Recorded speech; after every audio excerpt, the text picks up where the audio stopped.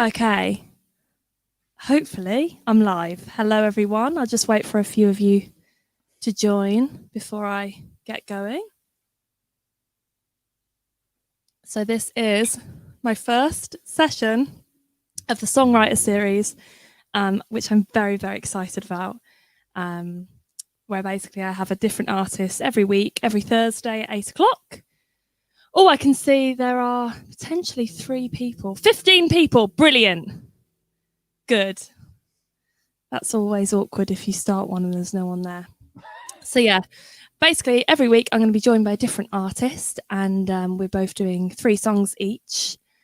And yeah, I think there's enough of you to introduce my first artist, and I'm joined by the very lovely Graeme Clark. Oh, sorry. How we doing? We okay? Can you hear me? Yeah, the glasses are fine. You could have kept them on. No, they're not really, because the sort of like one of the legs is kind of, but these are the actual proper optic glasses. I like them. Oh, I just realised that I've had the comment. I wasn't clicked on the comments. Now I can see everyone. Hi, everyone. Yay. Graeme, there's people here. There is. Brilliant. Oh, Bernard from Germany. So, hi, we got a lot of friends. A lot of friends. Yay. So, how me and Graeme know each other, if you haven't heard this story before. And if you don't know who Graeme is, then you might know him from a little band called Wet Wet Wet. Nothing major or anything, you know. They've got a couple of hits, but what we really want to hear is Graeme Clark's solo stuff. Yeah. But yeah, we met in like a charity gig for the NHS choir really long time ago, and met Graeme backstage, and I was a little bit starstruck. Oh my God, the famous person. And then realized how down to earth that you were. And I remember being like, it was one of my not first gigs ever, but like the theatre was quite big for me, so I was really nervous. And listen, it was big for me as well, because you know, I mean, when I go out on my own, I'm 100 people if I'm lucky, you know what I mean? So I mean, that was Islington Town Hall's. Yeah, that was it. Fairly substantial, isn't it? You know what I mean? And I remember singing, I did a cover of Ain't Nobody, and I sang it backstage in front of you. Yeah. And yeah, you were playing guitar at one point. I was like, oh my God. And yeah, we've just kept in touch ever since. So yeah, it's been great, and it's been nice to watch your you know, to watch your career, you know, because listen, you know, we've had 8 months of what we've got going on just now, and let's face it, it wasn't great before then, was it? You know, and now it's made it a wee bit trickier. But in terms of that, it's nice to see that there's still people that want to do this. You know, there's still people that want to get out there and write their own songs and get. I think it's important. You know, it's important you can't let the music die inside you. You know, so fair play to you, Lucy. Good on you. The last time I saw you, was it because I supported Wet Wet Wet? Was it last year, the year before? Yeah, no, it was 2019, wasn't it? It was 2019 in May. Just before the summer, because it was our first tour with obviously Kevin, becoming the singer. So yeah, and it flew by, man. I mean, it was quite a whistle stop tour, wasn't it? I don't know about you, that tour so much. Aye, I mean, it's great, you know. I mean, this is why way back when I was your age, we started to do this. Do you know what I mean? And it was like, yeah, I want to play in a band. You know, I want to do these things. I want to kind of write our own songs and get out there and get on stage. And you know, I've said it before. You know, I'm a bit of a show off. So, oh, aren't we all? We love it. We do. So I'm going to kick this off with a song of mine. So if people don't know how it works, it's almost like a writer's round. They do it a lot in Nashville, where they sit on a stage and in a little semicircle, and they go one by one talking about their songs. So tell us about this song. What is the song? What's it about? Or do you want to process Let's hear it. Exactly. You know what's happening, Graeme. So I'm going to start with a song. I have actually done it today. This one particular I've chose because of you, because I've supported you as a solo artist as well as in the band. And I always tell this story and you're like, oh, we're going to do the Jealous Little Bitches song. So this is a song called, oh my God, I completely forgot what it's called then. Happy for You. Because I changed the song and I was like, no, that's not what it's called. I've written it down. It's called Happy for You. And it's basically a song about wanting your friends to be supportive of you. And like when you do well, you want people around you to be really excited for you. And as I explain on stage, some people in your life you find out are potentially just jealous little bitches. So this is called Happy for You. I'm just going to kick you out, Graeme. He's still listening. And then let me get these banners on. Here we go. Woo! Right. It's called Happy for You.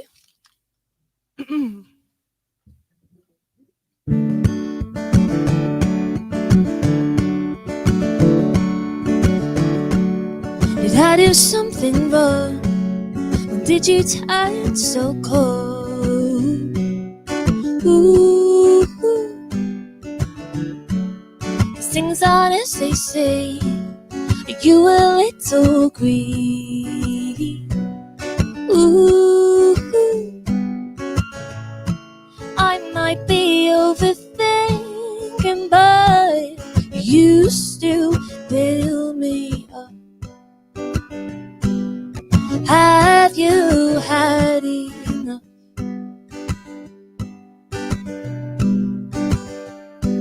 You only wanted to help. If it made you feel good now, it's harder to tell. If you made it all up cause it feel you over me. I'd like to think I would be happy for you.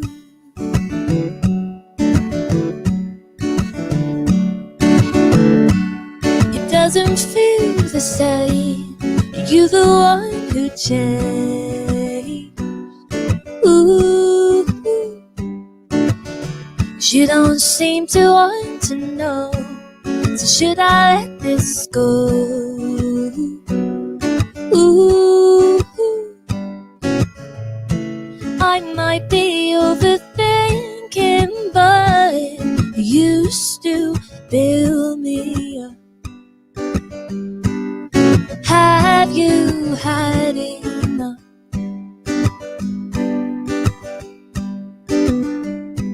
You only wanted to help. If it made you feel good now, it's harder to tell. If you made it all up cause it feel you over me.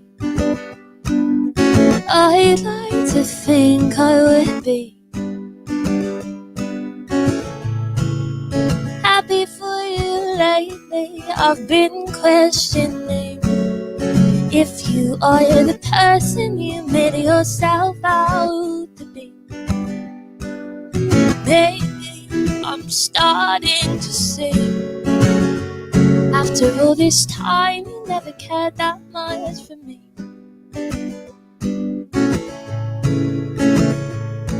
You only wanted to help. If it made you feel good now, it's harder to help. You only wanted to help. If it made you feel good, but now it's harder to tell. If you made it all up cause it failed you over me. I'd like to think I would be. I'd like to think I would be happy for you.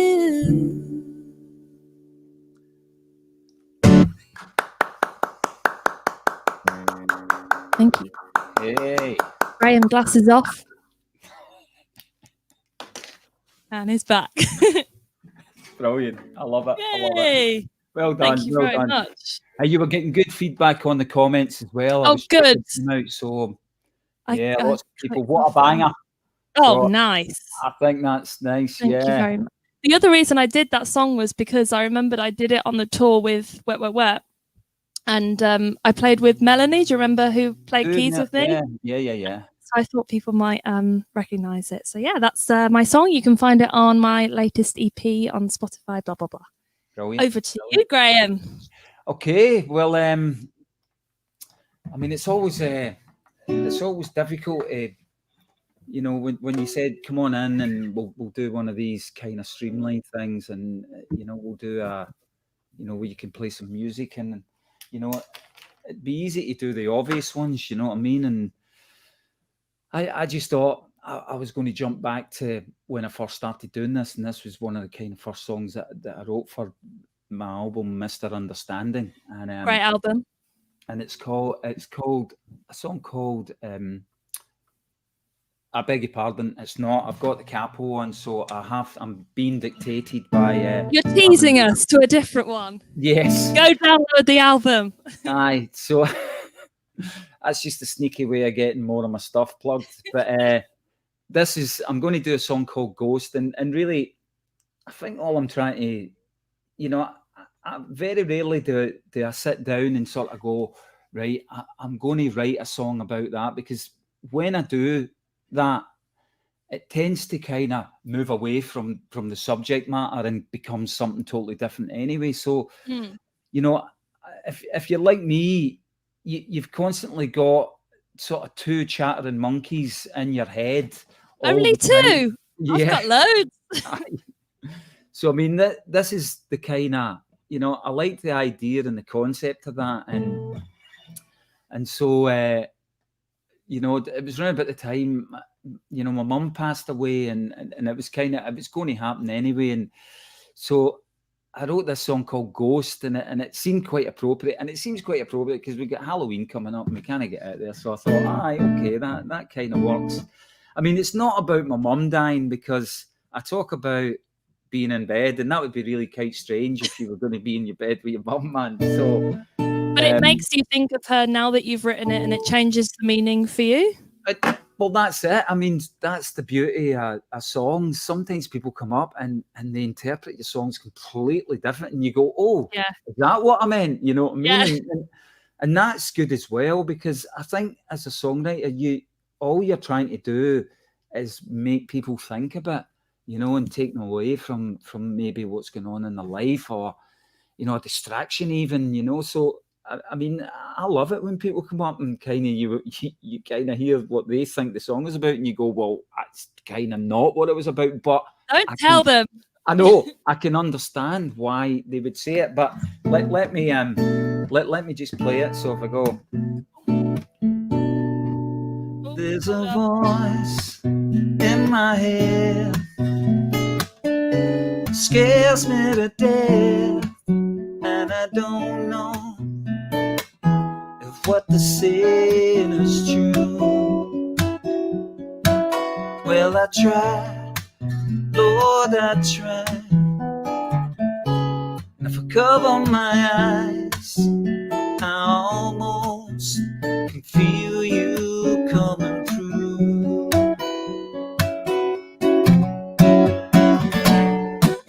I can't see you, but I know you're there.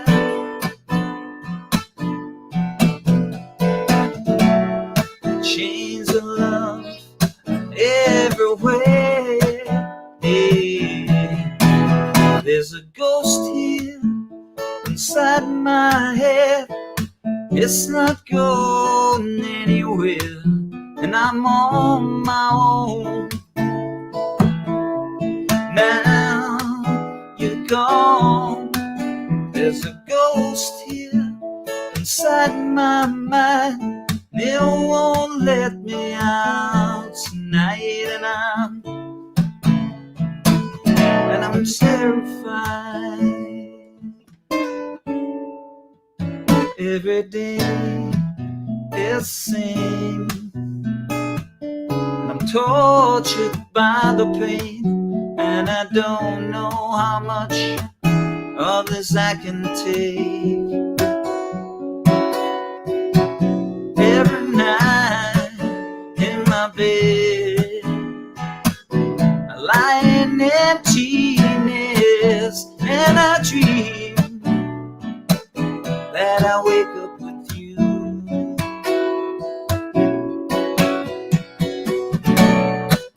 I can't see you, but I know you're there.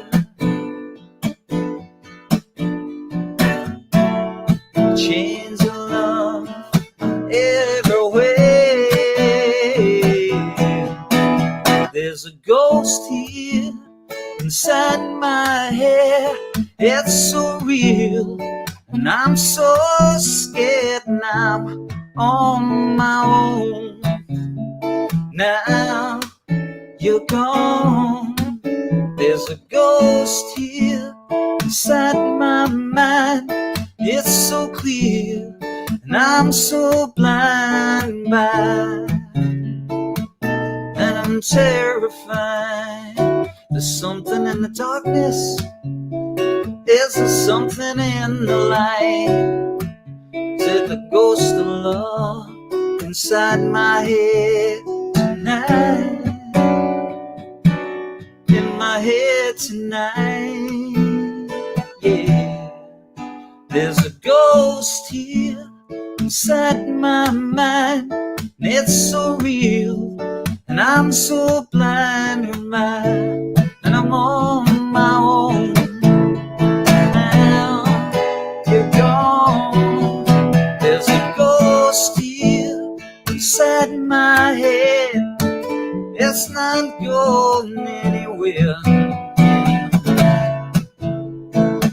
It's a crazy place to be, out of the darkness and into the light.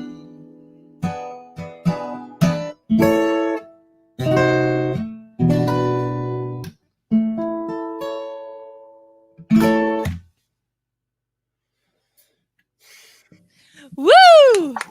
Hey. Amazing. Sorry if I distracted you, because I realized I could show people's comments, and then I saw you look at one and go, oh. No, it's nice. It's nice because it's sort of what you would see at a gig, isn't it? You know, people enjoying it. And this is the difficult thing about being in here, is there's no one to react to, you know what I mean? Apart from, you know, I'm sitting there looking at myself, kind of going, hey, I look great, man. You know what I mean? Yeah, you do. Oh, that's such a nice song. Great song choice. Do you know what's really weird? Because I am used to hearing Fiona on the fiddle. Yeah. It's Fiona, isn't it? It is, yeah. So am I. Yeah. Can you hear that in your head when you're playing it? Yeah, I can actually. And, you know, that's the beauty. You know, it's nice to play acoustically, but I think the magic happens between people, you know what I mean? And sort of, I do kind of, I've come round to that after, when I go out myself and play solo. I was like, you know, it's all about me then, and that's why you like it. That is, of course. But there is a, you know, when I went back into the band and when I play with other people, you know, you suddenly realise actually, you know, the magic happens somewhere inside all that, you know, especially in a band like Wet Wet Wet, you know, where everyone's kind of pushing it out there, you know what I mean? And I mean, this is a different thing entirely. And don't get me wrong, it's been great because I've come in and I've actually come into my studio and actually physically went through the songs, which I would never normally do unless I've got a gig coming up, you know. So it's weird that you'd think that you'd remember songs that you've written, but like you don't. For someone to go play this song, I'm like, oh, I don't know it, and they're like, you wrote it, you surely know it. But and you know, of course you know it, of course it's in there, but I mean, because you've got all these songs kind of running around your head all the time, it's really is impossible to, you know, I'm saying to you, when I work out my set, I work out 12 songs and I think I've lost you, Graeme.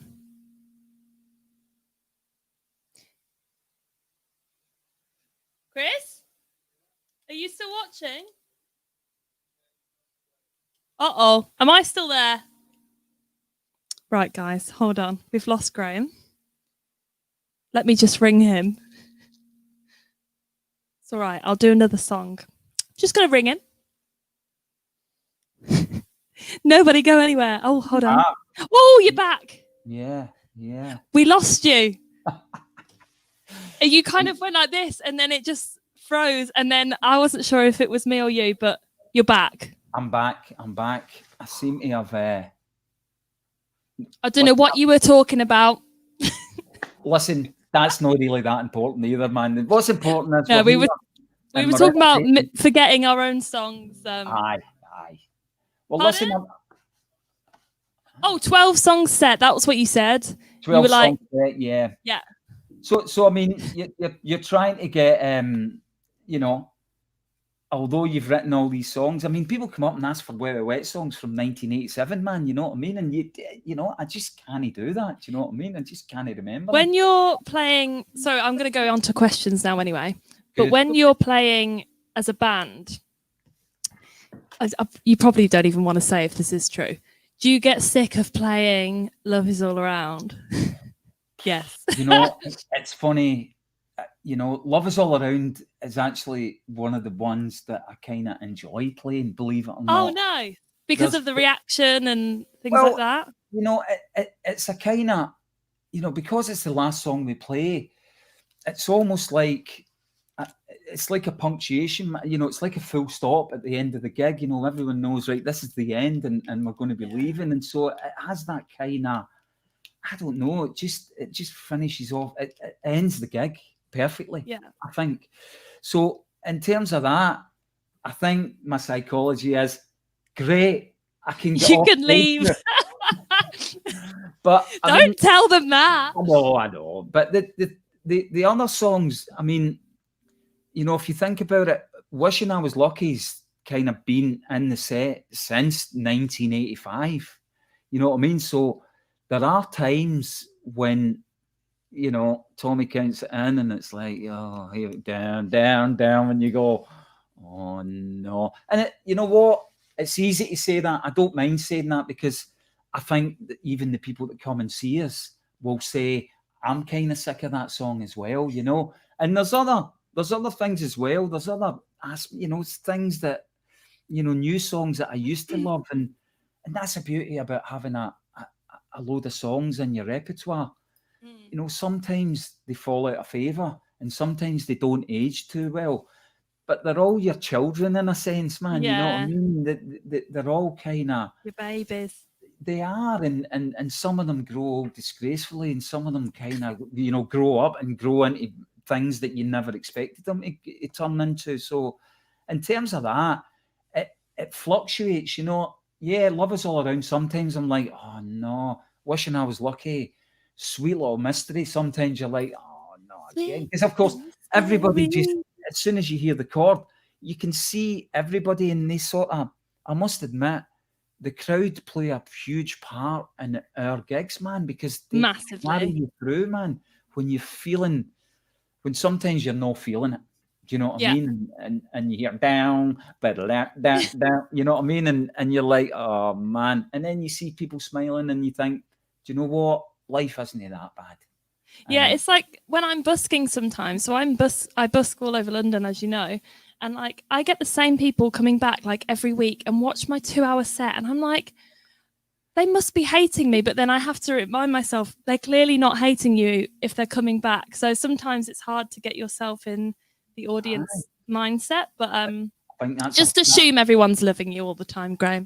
I do think that's a good point, you know, that, you know, because you continue, I mean, we go out, if we do a tour, we play the same songs every night, just about, you know. Occasionally you'll get sort of, you know, you'll maybe do a cover, throw a cover in here, you'll bring something back that you haven't played. But I mean, more often than not, you've got 15 to 16 songs that that's what you'll stick to, you know, that's like the template.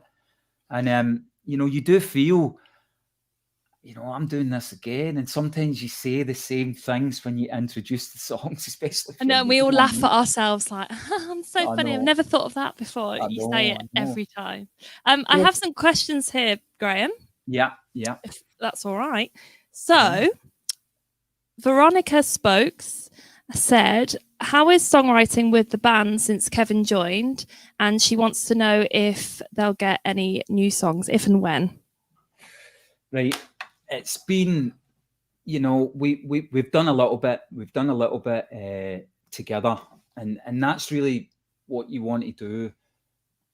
You know, I wanted Kevin to come in. I wanted him to contribute because, you know, he's a big part of this now, and sort of he's going to drive the vocal ship for the foreseeable future. So, you know, it was important for me to include him in. But 8 months ago, you know, that just wasn't possible. We couldn't even be in the same room. We started doing these sort of the wet thing where we added the bass, sent it to Neil did the keyboard, sent it to Tommy did the drums, and then it gets sent out to Kevin. He did the vocal on sort of the older songs, but it was just becoming so much of a, you know, we were doing one every week at one point, and it was a tall order. Yeah. To start it on the Friday and then go round everyone's houses, get them to play their part, and then come back, mix it, and then put it out on the Thursday night a week later. So that kind of ate up our time for like two months. There's been, you know, there's new songs there. Believe me when I say it, there's new songs there, and you know, we're going to get Kevin on them. He's sang a couple already. So, you know, we're trying to figure out how do we get us all in the same place, in the same time, at the same time. Now, hopefully that will happen in the next kind of couple of weeks. But it's a daily, you know, the landscape's changing kind of constantly. It's changing on a daily basis. So it just makes it really difficult to plan, you know. So when you normally record pre-COVID, would you all, I know Kevin is new to the band and whatever, but would you all record as a band in one go, or would you do like individual bits, but you were all in the same place kind of thing? Yeah, I mean, we would go residential, and that just means that we would go to a place like a proper, like an old house somewhere, and you would set up, you would maybe be a studio in there, and we would all sleep there. So it kind of, we liked doing that back in the day, you know, because it was like, there was nothing else to do. We used to isolate ourselves, you know. Yeah. You know, talk about isolation, but we certainly do that. We would go away into a country house. Kings of isolation. Yeah. The originals. But you would do that so as there was nothing else to do apart from write songs, apart from get songs together. And really it was a fantastic way to work. It's really, it's expensive because you're putting up 6-7 people, and you know, if you bring a body of water into it, i.e. if you fly over to France or if you go over to America, it just becomes a really expensive thing to do. And so that changed a bit. But we would try and be in the one place at the one time. But you know, I mean, songs, they're not a correct science. And what I mean by that is they don't, you know, there's not one way to write a song. There's a million ways to write a song. Sometimes the idea comes in the middle of the night and it's like, oh, right, I've got a line, or I've got 2 chords here, man, that kind of sound good. And so it's nice to have everybody there if you need to do the playing and see what it sounds like, you know, to figure it out. Yeah. Most of the time we sit and sort of get the idea together and then build it all up, you know. Don't get me wrong, there have been times that we've all played together, but I mean, usually you would try and sort of work out the idea and work out the song beforehand. It's collaborative, isn't it? Gary Morton here, if you can see on the screen. I'd love to know who was the greatest lyric writer from the band on each of your greatest hits that he thinks you're not gonna. I mean, it's a good question because, you know, there would be occasions when, you know, somebody would come in with a verse. Obviously, I'm going to say it's me, right? I'm the best. Obviously. I'm the greatest lyric writer from the band. And I'm pretty sure Marty would have an argument with that. I mean, Neil, in the process of where it went, Neil was the kind of, you know, he was a piano player. So, I mean, a lot of chords would come from him, you know, and it would get thrown over to me on the guitar, and then we would kind of wrestle with it that way. And I thought it was always a great way to write, because if you've got a guitar, you must know this. You're sort of tied to E, F, G, C, and then every time, right? So I mean, when Neil's kind of playing the piano, he would find a lot of, you know, that they're not guitar chords, they're piano chords. So it would force me into kind of looking for what he's playing there, and it would be chords that I would never play. Yeah. So of course it suddenly expanded the songwriting process in a sense. So, you know, I really like working with Neil and the piano and chords and stuff like that. Marty was another guy who would just come in and you'd spend like half a day writing a lyric and thinking, man, this is great, you know. And he would come in and he would sing one line that had no relevance and no context in your song, but it sounded so amazing that you're like, we're going to need to rewrite the whole verse and chorus again. So it was always challenging. It was always kind of, I love that creative process though. You know, I really liked the way, because we come up with unusual things because we weren't kind of the one driving force is kind of moving it forward in one direction. You're sort of trying to move it forward and then somebody's pulling it back there. What about going this way? And suddenly you were, oh yeah, the door opens there and you go down that wee alleyway. You know what I mean? It's crazy when you think of, sorry to interrupt there. If you think about you starting to write a song and you have no idea how it's going to end up, and somehow you get to the end product and go, I have absolutely no idea how this happened. And if it was a different day and a different chord, you might have come up with a completely different thing. And I think it's amazing how you can literally start from nothing and then have this end product at the end of it. I think songwriting is amazing. I agree with you totally. It's, you know, I thought, if you asked me when I was younger, by the time that I'm this age in my 50s, I would have thought that I would have known what I was doing, you know. Mm-hmm. But it just seems to me that it's a never, you know, that's why I'm still doing it, because I still haven't quite figured it out yet, and there's always things that take me by surprise. And you're right, when you eventually get to that point where you've had an idea and you kind of think, this can never possibly be a song ever, and then sort of 2 hours later you're like, my God, man, I never saw that coming. And to me, that's why I do it, because, you know, there's still this feeling of immense satisfaction when you get to the end of that process and you're sitting on the back like that. You kind of almost think, I was a conduit there, you know, it was nothing really to do with me. I just happened to be there interpreting the chords as they're falling onto my lap. You know what I mean? So it is a weird and wonderful thing to do. And as I say, it never ceases to amaze me. But listen, introduce and tell us about this next song that you're going to sing. I will. And this next one was requested by you. So I thought I'd do it. I'm just gonna. Oh, Graeme, can you mute yourself? Chris was telling me to tell you for. Okay, how do? Oh, maybe I can do it. I've done it. Can't hear you. See ya. Right, hold on. Let me get my banners. So, Graeme asked me to do this one. Oh God, hold on. Have I done it? Right, there we go. I've just put a little tip jar if anyone wants to donate, but otherwise just keep listening and loving all the stories Graeme's coming out with. Love it. We've said right before we went live, we were like, the problem won't be that there's any awkward silences. The problem will be we both love talking too much, because like every time we've gigged together, we say, oh yeah, I've got a 20-minute set, and it ends up being 40 minutes. And most of that is chatting, and you have to cut a song. So anyway, I'm proving that this is the case. So this is one that Graeme asked me to do, and I think it's a lot of people's favourite Lucy May Walker songs. And it is a song called You're Not Alone. and I wrote it about moving to London. So I moved to London 6 years ago. It's crazy. From Worcestershire. I feel like I've told this story a million times, but for the people that don't know me, you can hear it for the first time. And I moved to London with these like hopes and dreams of how amazing London was going to be. And there's so many people here and I'm going to have so many friends.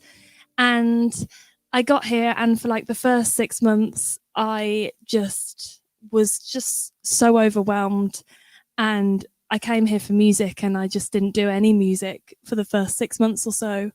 And I felt like even though there's so many people, you find out very quickly that those people don't talk to each other. And like, I remember on my first week, I was walking to work and someone passed me and I was like, morning.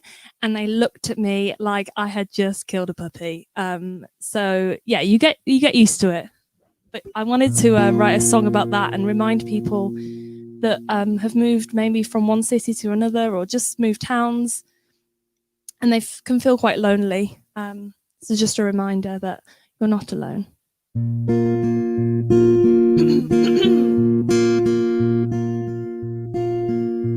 In an office, there's a man wearing a business suit. Makes so much money, he pays someone else to shine his shoes.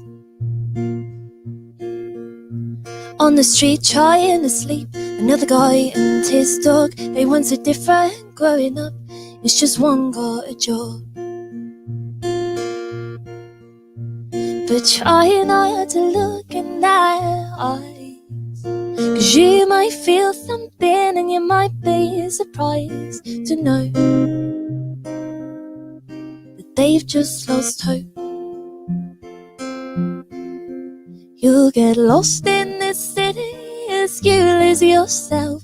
You'll forget why you moved here, feel stuck on the shelf. You'll get lost in this city as you lose yourself. You forget why you moved here, feel stuck on the shelf. But no, you're not alone.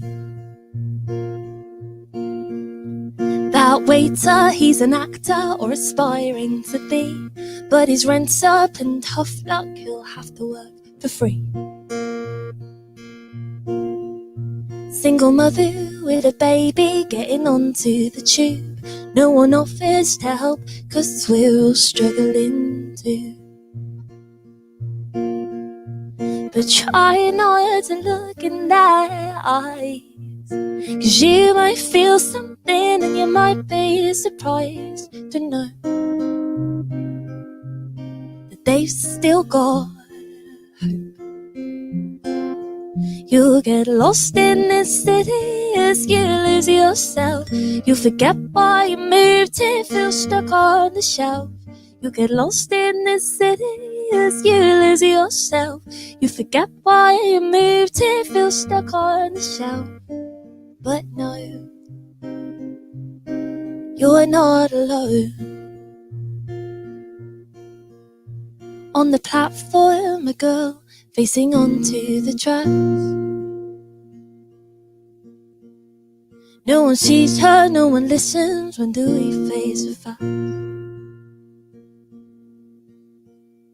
But try not to look in her eyes, 'cause you might feel something and you might be surprised to know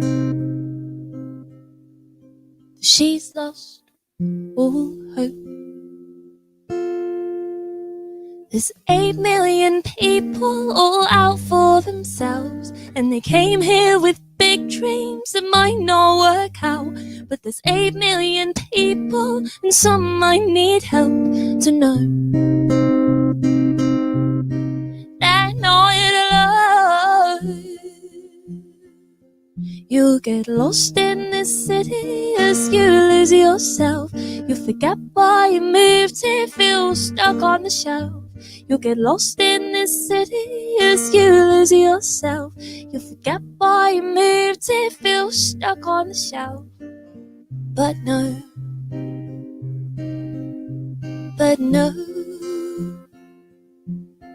you're not alone.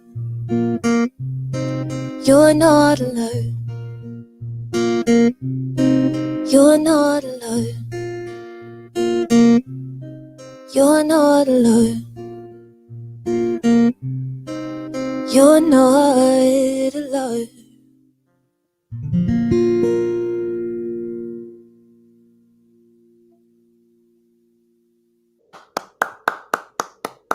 Oh, sorry, glasses off.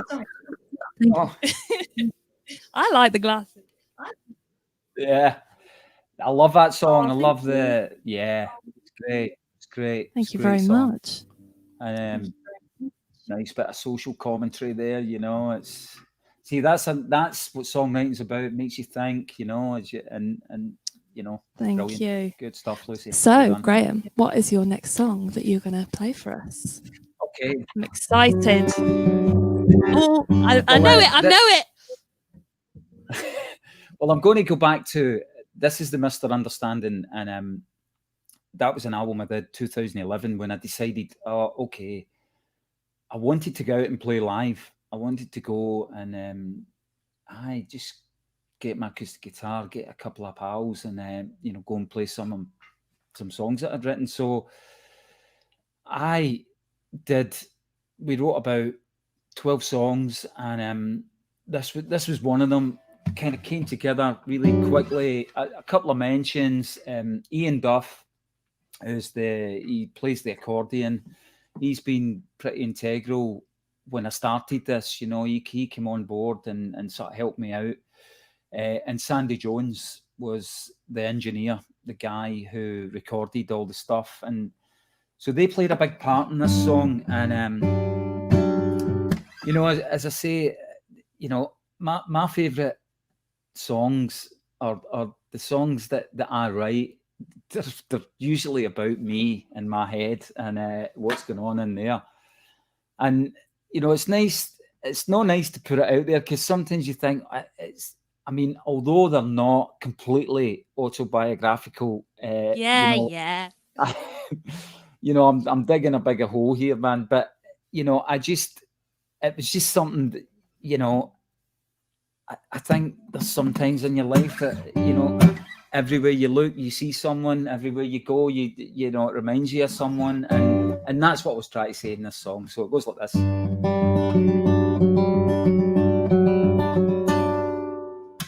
You hear me knocking, but you're closing every door. You see me walking, but I've nowhere left to go. I see you in my mind, but I'm still by myself. You hear me laughing, but your head goes somewhere else. And I need your light with me right now, yeah. 'Cause I can't see in the dark. I don't wanna say goodbye to you. I need another way to see me through. I don't wanna say goodbye to you. And I try to run away, but I know I see you everywhere I go. You're using all the words that I don't want to hear. You take your love away, leave me with the fear. I tell myself it's not the way it's meant to be. 'Cause somewhere in my head you still love me. And I need your light with me right now, yeah. 'Cause I can't see in the dark. I don't wanna say goodbye to you. I need another way to see me through. I don't wanna say goodbye to you. And I try to run away, but I know I see you everywhere I go. You're all around me. You're up above me. Well, you're inside my head, but it's in your heart I wanna be.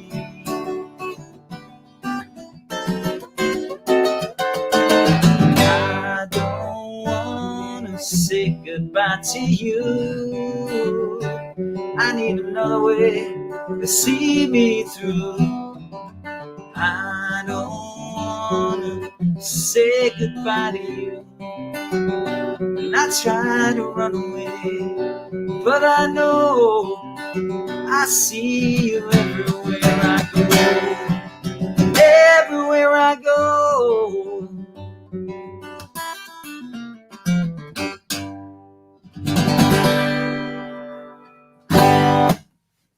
Thank you.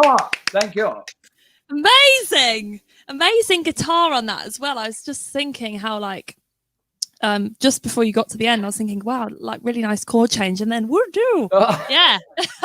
I mean, it's yeah, it just kind of, that's the thing. If you can get on that roll, and I mean the guitar roll, then it kind of almost wrote itself, you know. So, and luckily I've got Ian and Sandy there that can sort of, I don't need to think about that aspect of it. I mean, we were talking before about the technical side of putting this together, and it's sort of, your music then becomes a secondary thing because you're thinking, right, I need to get the computer, I need to get the internet, I need to do this, and it sort of takes you away from the music. And you know, that's what I find when I write myself.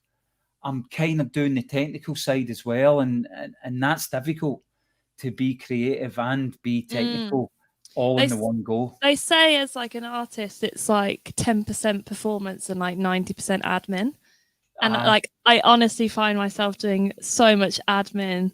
And this is, I agree, the one thing I don't like about doing these kind of stuff, I'm not nervous to perform. I'm nervous for the internet to go down, and it's like out of your control, but we're doing what we can. Well, that's it. It's just the stress, isn't it, that you don't need? Because I mean, let's face it, if the internet goes down, it's like if your fridge goes in the blink, you don't know how to fix that, do you? Do you know what I mean? If the internet There's no sound engineer to blame it on. Right, we've got a few more questions.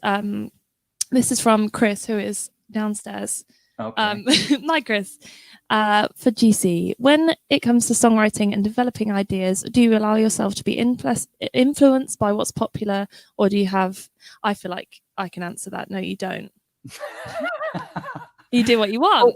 Well, that's exactly it. I mean, there is. I think, you know, I listen to you know, a lot of new music, and you know, I often find myself thinking, they sound like lots of modern music to me sounds like they come from an app, right? It's all in the box. I think some of them do. I mean, and so in terms of that, I think I'm kind of old fashioned in a way that, you know, Neil and I will sit down and what chords have you got, you know, and we'll run it that way. And so it's certainly driven by chords and by music.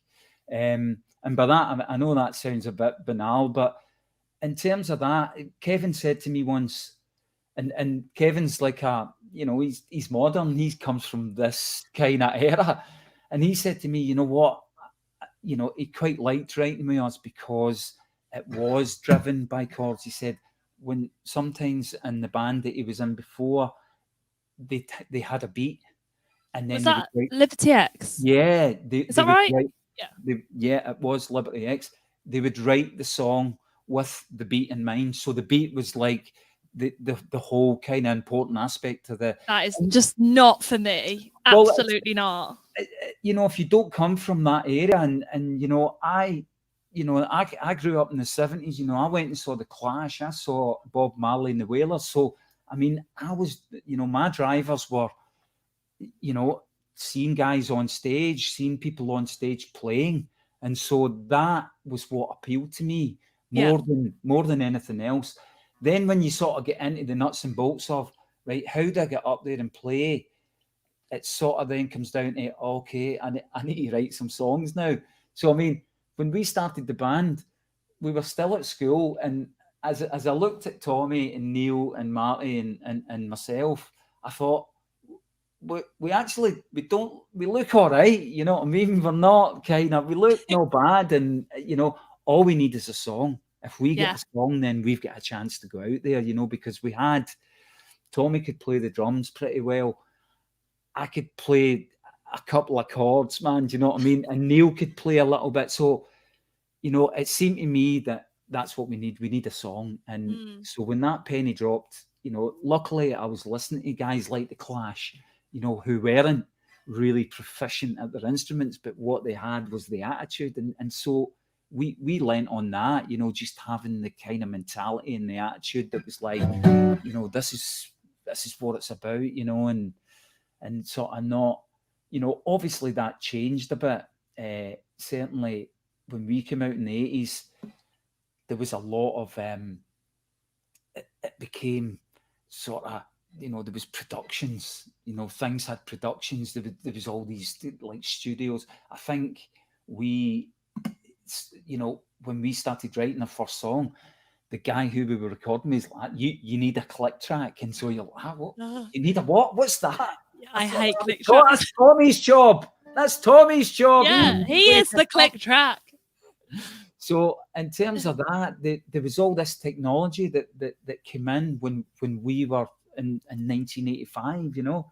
I was talking to Midge once, and he was saying, I know that's a big name to drop, and you know, but he was saying to me, you know, everyone knows the song Vienna purely because it got kept off a #1 by Joe Dolce, Shut Up in Your Face. I don't know if you remember that song, right? I do. So of course, Midge is kind of, he's upset really because, I mean, that Vienna's just such this, it's a masterpiece, you know, it speeds up, it slows down, it has all these kind of, you know, and they were sort of driving the technology side of it as well, but they never had a click track, you know, they were sort of at the forefront of all this technology, and it sort of, you know, it worked in a way. And so by the time we got there in 1985, 86, the technology was beginning to iron out all the problems that they had before, like Midge would encounter. So they sort of solved the problems. And then when we came through, it was like, all right, you know, we can trigger stuff. And it was just, you know, it was a great thing to learn, you know, that you can do lots of things in the studio that you can't really do in a gig, you know. Yeah. But trying never to forget that, you know, ultimately you're in a live situation. That's what you're trying to recreate, you know. And sometimes you can go into a studio and just completely lose yourself in the production and in the, that whole kind of environment where we can take the drums out and we can sort of push up the acoustic guitar and make it do this sort of strange thing that you would never even dream of. Yeah, it's so easy to get carried away and like just want to add loads of stuff onto songs. But I think I think a song has to be good, strip back an acoustic for it to be a good song. You could add stuff to it, but you've got to strip it back and it still work. You're dead right, and that was something that became very apparent, you know, when we were in the studio, because you know, and a guy said to me once, and it was a great bit of advice. He said, you know what, you can make anything work in the studio, anything, but where it becomes, can you really? But you can make lots of things work that won't work when you sit down and play it to someone, you know. And so it's striking the balance of using all the technology and also something that we can come and do here. Do you know what I mean? Where we can, you know, we can put the guitar on, we can pull it up, and we can play a song in 3.5 minutes. What is it they say? 3 chords and the truth. That's all you need, man. You know. So listen, all my songs have about 4 chords on them. Good. And do you know what? I think after kind of going round the studio and using all the coming there, you know, I'm an old guy now, and you know, No, you're not. I'm coming to the point where I think it is about, you know, the less chords you use and what's the easiest, most melodic way to take me through these 4 chords. You know, I think that's a deceptively difficult thing to do, to get that right. Listen, why don't you tell us about this next song? Thanks, Graeme. I will. Okay, so this is a brand new song. Oh, let me mute you. Okay, done that. Can't hear you. Okay. This is a brand new song. There we go. Oh. See, technicalities. Right, now I can hear myself. This is called Broken Home. And I don't know how to describe this. I wrote this one with the Dunwells, who I often write and record all my music with. And the clue is in the title, Broken Home. And I feel like so many kind of marriages end up in divorce, or like families splitting up. And I wanted to kind of write a song about it as if I was in that position when you're in a relationship and you get to the point and you both think, oh, this isn't working. But I obviously can't relate to having like kids and stuff involved, because when that happens, as you know, when you don't have that kind of attachment to it, you can quite easily leave. But I think in like marriages and families, when you've got children involved, a lot of people get to a point where they end a relationship and they could have maybe saved it, they could have worked on it. And that's kind of the idea of the song. And it's kind of not wanting to be another broken home, and maybe we can save this relationship before it gets to that point. There we go. And I have not really played this before live, so fingers crossed.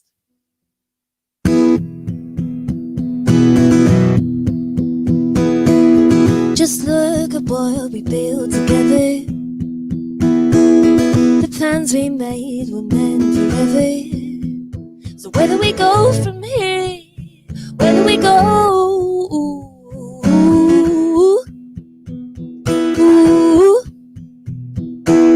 Do you remember when we said that? You and I against the world.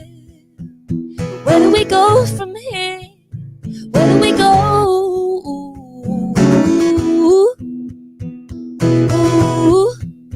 If we can work it out, let's talk about it now. Don't have to be so proud. It's me. 'Cause we don't need another broken home. We don't need to do this on our own. I just wanna be with you. So I try, after everything I still believe. You give me everything I need, and I wanna give that too. So I try.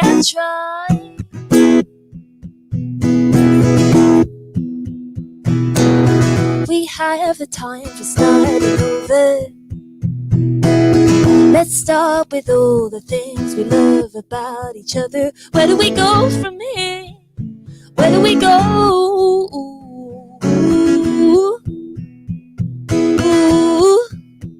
If we can work it out, let's talk about it now. Don't have to be so proud. It's me. 'Cause we don't need another broken home. We don't need to do this on our own. I just wanna be with you. So I try, after everything I still believe. You give me everything I need, and I wanna give that too. So I try. As days unwind, we might stumble from time to time, but all we can do is try.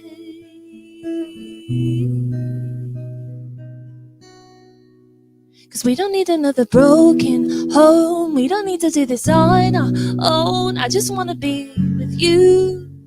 So I try, after everything I still believe. You give me everything I need, and I wanna give that too. So I try, don't need another broken home. We don't need to do this on our own. I just wanna be with you. So I try, after everything I still believe. You give me everything I need, and I wanna give that too. So I try.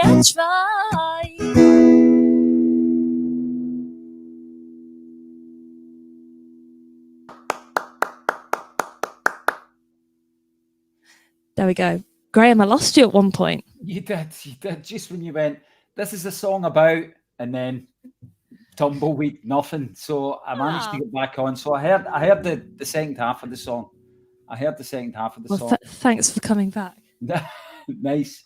Nice song again. Thank you very much. That is sorry. It's not out yet, but is I cannot reveal when it's coming out, but it's coming out at some point soon-ish, kind of. Do you struggle writing fast songs?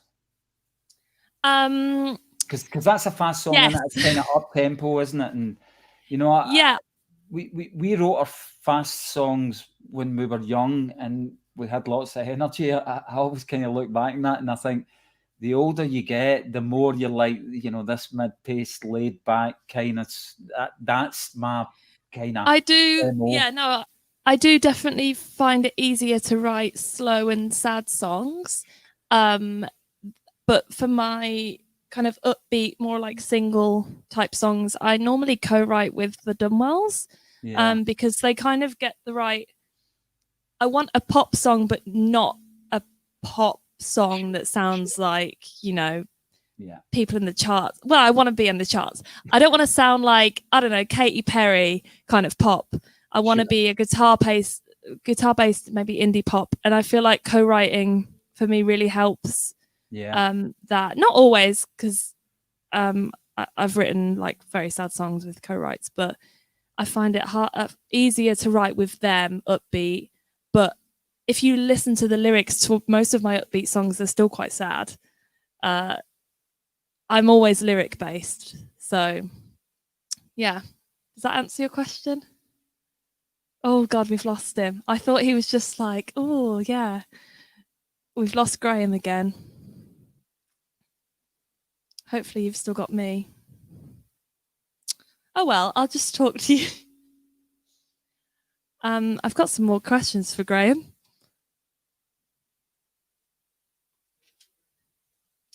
You've still got me. He'll come back at some point. I might have a little...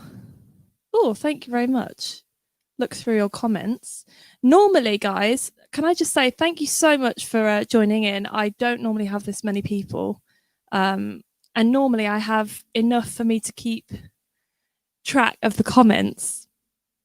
But this time there's so many of you, I'm like, good question, Chris. Who have I got coming up?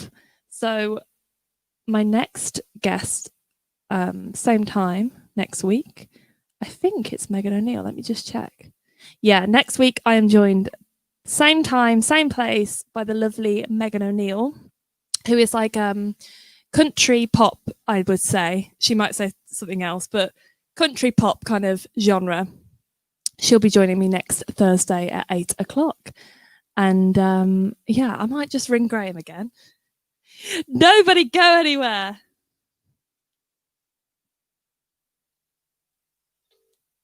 Might not put him on loudspeaker, I swear. Okay.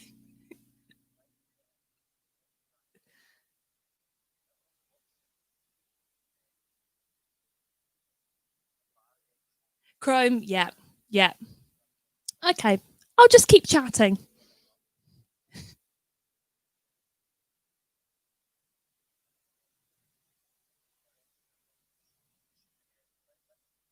No worries. I'm going to hang up now.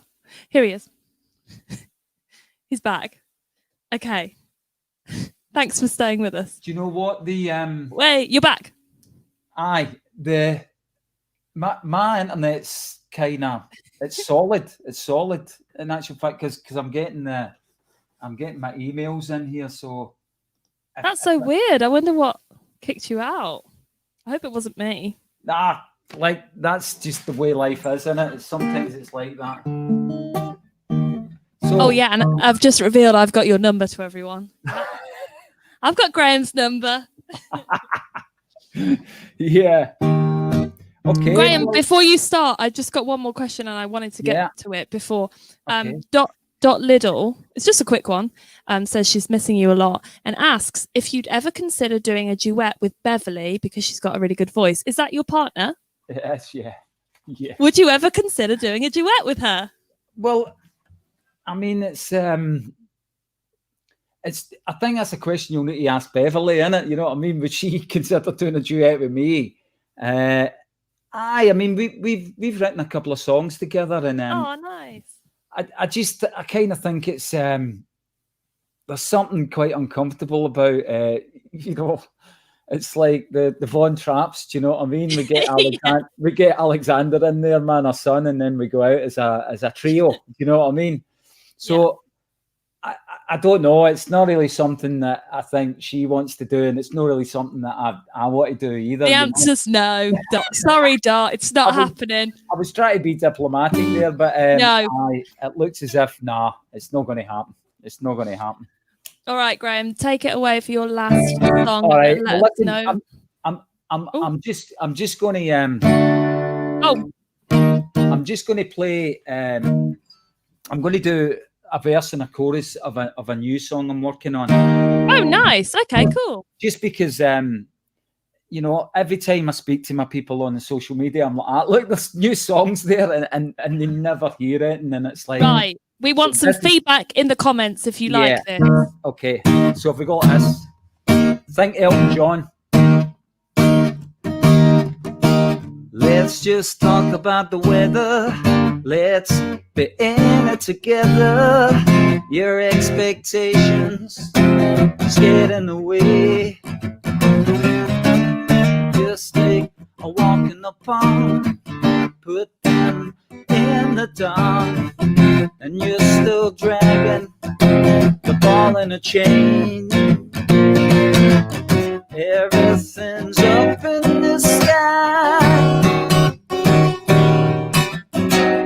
and then they're gonna bleed you dry. They'll steal your money, and if they see you smiling, they'll come down and take your peace of mind. They'll steal your night time, they'll steal your sunlight, and if they could, they'd steal your life. Let's start by looking in the mirror. It's time to reconsider all you've been doing for most of your life. Let's just pretend for a while we're back in the sunshine. No one's explaining, we're all in a mess. Everything's up in the sky, and then they're gonna bleed you dry. They'll steal your money, and if they see you smiling, they'll come down and steal your peace of mind. They'll steal your night time, they'll steal your sunlight, and if they could, they'd steal your life.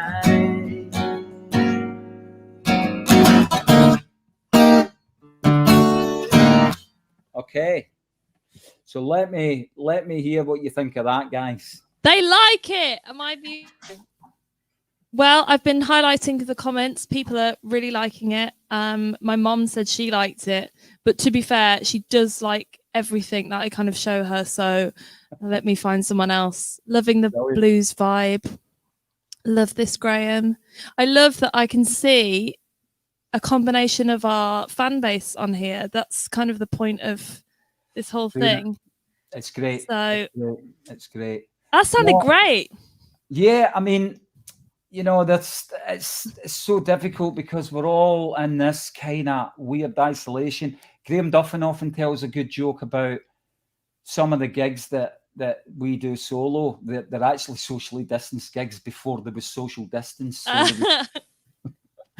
So Mine are. I mean, we're in this position where we can't really get together and play, and that's really what music's about. It's about sharing, and getting a kind of reaction from the audience. You know what I mean? That's what I miss.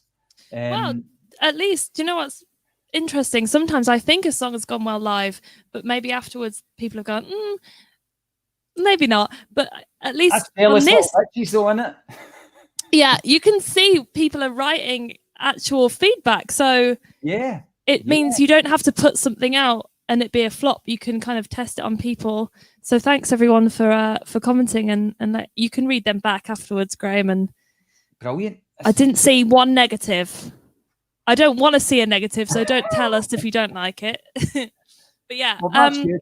That's good. I love the feedback, you know, and it is great because let's face it, at a gig you don't go like that, right? What do you think of that? What did you think of that? And what did you know, you never get the chance to do that. So at least here you are getting kind of instant kind of reactions. So well, that sounded great. I really enjoyed that song. It was saying "Steal Your Money." Well, you know what? It's really about. It's about the government, you know. I thought so. Without putting too fine a point on it, you know, I've been disappointed is an understatement. They've really made a complete mess of it, and are continually kind of turning the wrong direction at every point of the road down here. So, listen. If it's making me feel like that and it's coming out like that, I can't stop it. You know what I mean? It's just going to come out, and I'm happy about singing because usually, you know, we sing kind of love songs. Of sometimes there's a little bit of a twist in there, but I mean, ultimately we're seen as like a balladeering band, you know. So if we can say something else. Something important, yeah. Well, I mean, if you can't say something important when this is going on, then when can we say it, you know?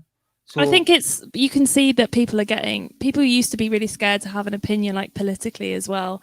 And I think it's great, actually, that people are being more vocal and saying how they feel. It can be scary. So, yeah, no, it's good. I think it's good. You know, you're right. It's scary, but at the same time, sometimes it has to be said. Sometimes it has to be said. And, you know, I've been watching my Twitter people dwindling, you know, the more of because Twitter's like, it's almost like a political thing, isn't it? So whenever I'm doing anything political, man, you could see them falling off like that. Oh, I don't like this. But well, maybe they weren't the people that you wanted on. I agree. If you know, I think we've got a little, you know, we've got the people that follow me, and you know, if they like what I'm saying and like what I'm playing, then that's enough, isn't it? That's enough. Yeah. That's all I need.